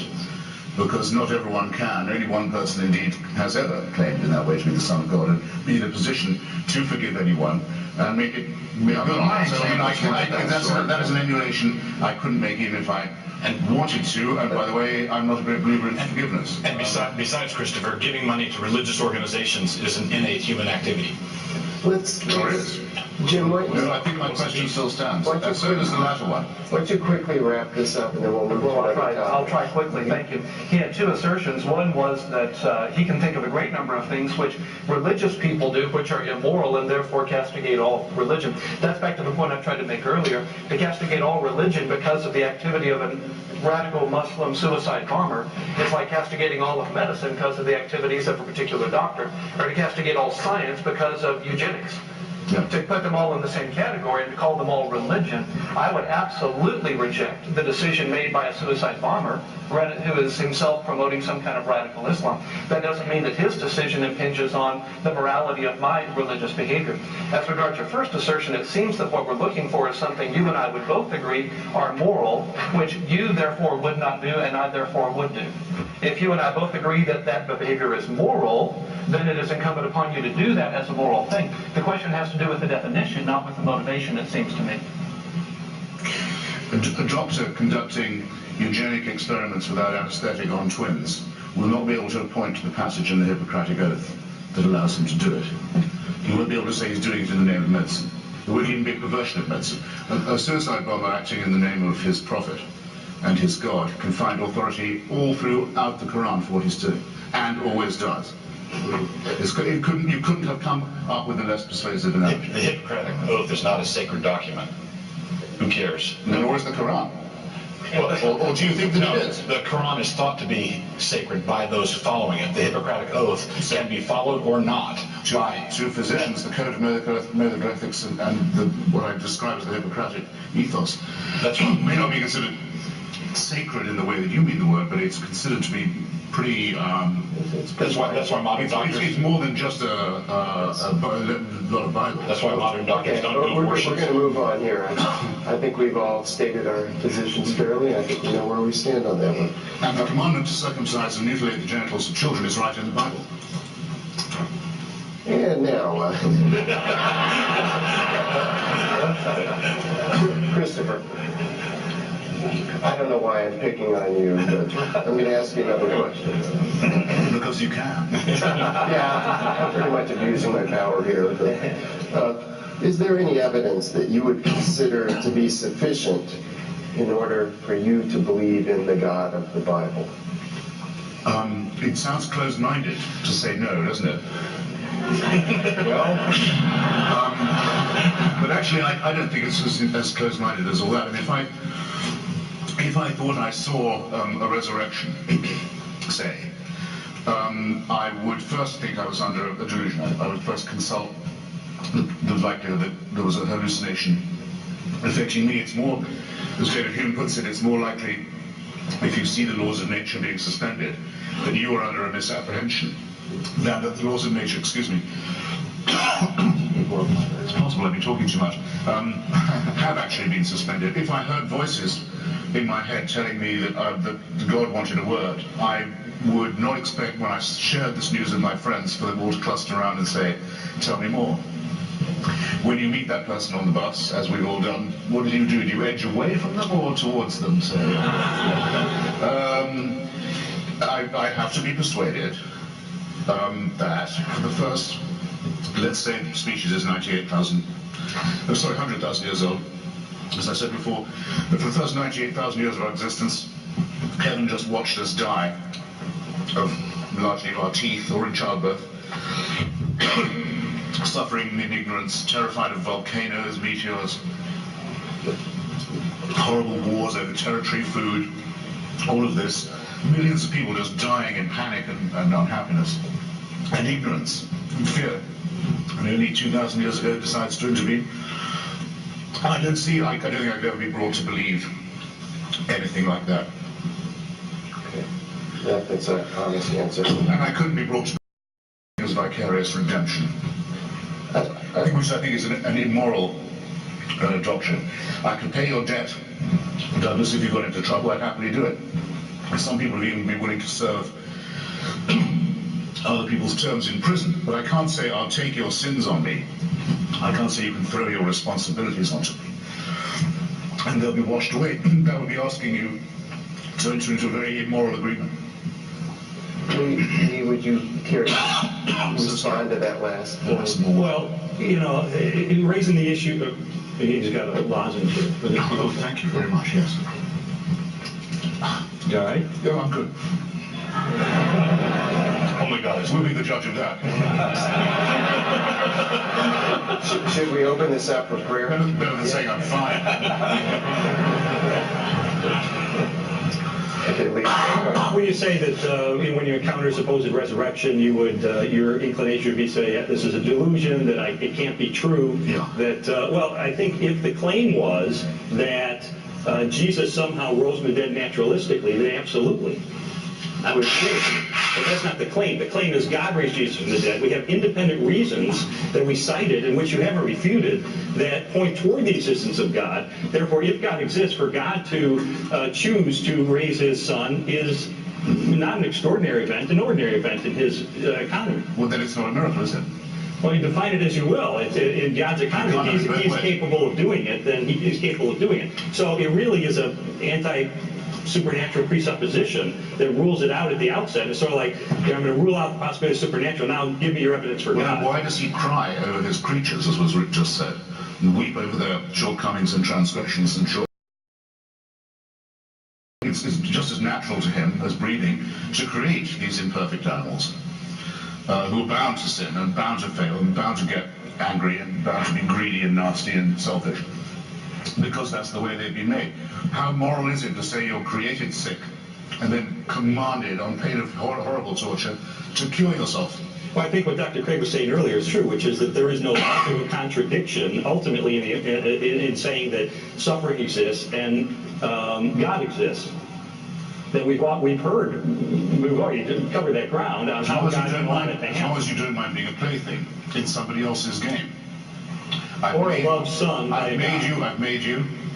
You're full of sickness and there's no health in you. You're wicked. You're going to get punished for this, really punished. So you've been born ill. Now the order comes. get cured, get well. That's an order. What is this? It's worse than any known form of human totalitarianism. Yes, there's nothing accomplished by whitewashing them or explaining them away. Sometimes non-believers go too far and make accusations that are not well grounded. They make the crimes worse than they actually were. But wherever the crimes really did exist, I think we should own it, accept it. And with this proviso, we can accept it as a sin, as a crime against God, as something that's fundamentally unjust, because we have a standard of justice. Because I'm a Christian, I have a standard that I can fail to meet. Because I'm a Christian, I have a standard that I do fail to meet, that I fall short of, and I acknowledge my sinfulness when I do, and I see the same thing in the Christian world. There's a standard there. What I don't comprehend is how an atheist would look at the Crusades or the Inquisition as anything other than another chapter in this gaudy, meaningless show. Right? Stuff happens. You've got this parade of foolishness that we call human history. Some of it religious, some of it, if you're going to burn a heretic at the stake for not crossing his doctrinal T's or dotting his doctrinal I's, you might as well wear a robe and a funny hat and have a good time. Why not? There is no justice ahead of us. So that I would want to turn it around and say, look, all the charges that you can bring against the Christian faith, Christopher can bring quite a few, and I as a pastor could bring quite a few. All those charges, when they really do fall short of God's standard, I want to accept it and say, yes, we are sinners, we need redemption, we need forgiveness, and yes, and we've got to repent, we've got to put this right, we've got to do better. But then I would turn it around. We can say that was a sin. You can't.